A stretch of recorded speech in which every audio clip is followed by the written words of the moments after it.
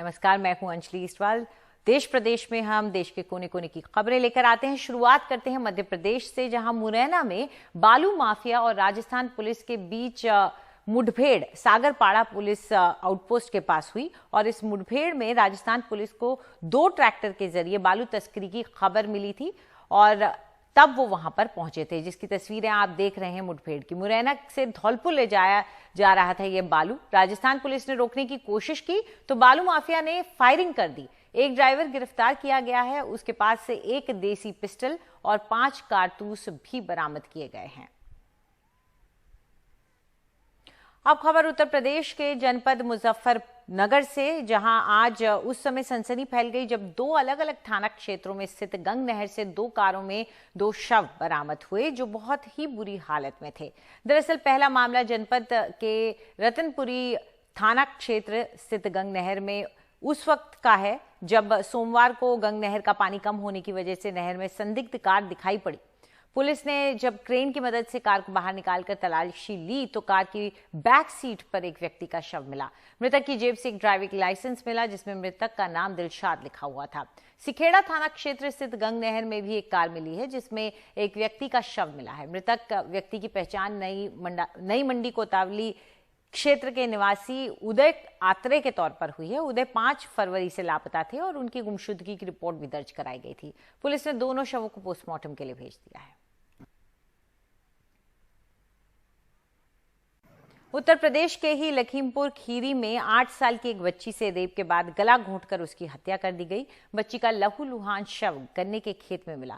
Police ने rape का मामला दर्ज कर दिया है लेकिन अब तक कोई पकड़ा नहीं गया है। उधर बहराइच में कल रेप की शिकार हुई 1.5 साल की बच्ची की आज अस्पताल में मौत हो गई। वहीं हमीरपुर में छेड़छाड़ से तंग आकर एक छात्रा ने आत्महत्या कर ली। वो गांव की चारागाह में दादी के साथ बकरी चराने गई थी, लेकिन चूंकि उसे घर में खाना भी बनाना था और अपनी छोटी बहन को भी खिलाना था, इसलिए दादी को वहीं छोड़ घर के लिए निकली लेकिन नहीं पहुंची। बकरियां आधे घंटे हमने चराई।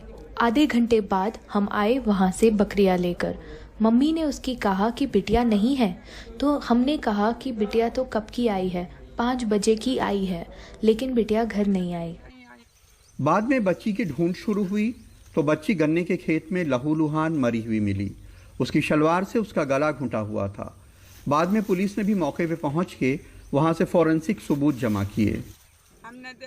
हमने देखा कि हमारी बिटिया की टांग बंधी थी, मुंह से खून निकल रहा था।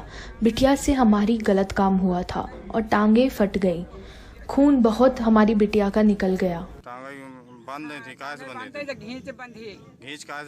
गला सलवार निकाल कर बांधा था।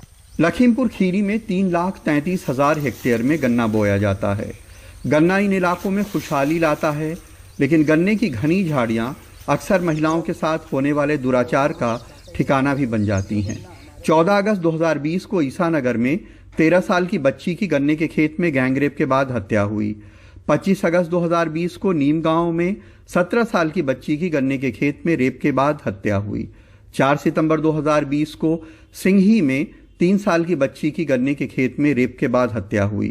5 जून 2021 को फूलबेहड़ में 2 बहनों के साथ गन्ने के खेत में रेप हुआ और अब ये कांड हुआ है। पुलिस ने रेप का केस दर्ज कर लिया है। बालिका के शरीर पर पाई गई चोटों एवं परिस्थितिजन्य साक्ष्य के आधार पर विवेचना में 376 AB और 5M/6 पोक्सो एक्ट की वृद्धि की जा रही है। विवेचना के क्रम में पोस्टमार्टम पैनल के चिकित्सकों का बयान अंकित कर पोस्टमार्टम परीक्षण रिपोर्ट की स्थिति को स्पष्ट करते हुए अग्रेतर कार्रवाई की जाएगी। हमीरपुर के गांव में आरोप है कि डीजे बजा रहे कुछ युवकों ने वहां से गुजर रही एक लड़की को जबरदस्ती नचवाना चाहा। लड़की किसी तरह उनसे जान बचा के भागी। बाद में भी वे उसे छेड़खानी करने लगे, जिससे तंग आके उसने खुदकुशी कर ली। आज इन्होंने तहरीर दिया है कि जो लोग पिछली घटना किए थे उनके दबाव में आकर इसने आत्महत्या किया है। इस संबंध में FIR लिखने के लिए तहरीर दिया, जिस पर FIR पंजीकृत की जा रही धारा 306 के थाना मझगवा में। इसकी विवेचना की जाएगी। इसकी मृत्यु के लिए जो भी दोषी होगा उसके संबंध में कार्रवाई। बहराइच के गांव में मां के साथ सोती एक 1.5 साल की बच्ची को कल रात एक युवक उठा ले गया और उसने पास के स्कूल में उसके साथ रेप किया। नाजुक हालत में बच्ची को अस्पताल में भर्ती किया गया, जिसकी आज मौत हो गई।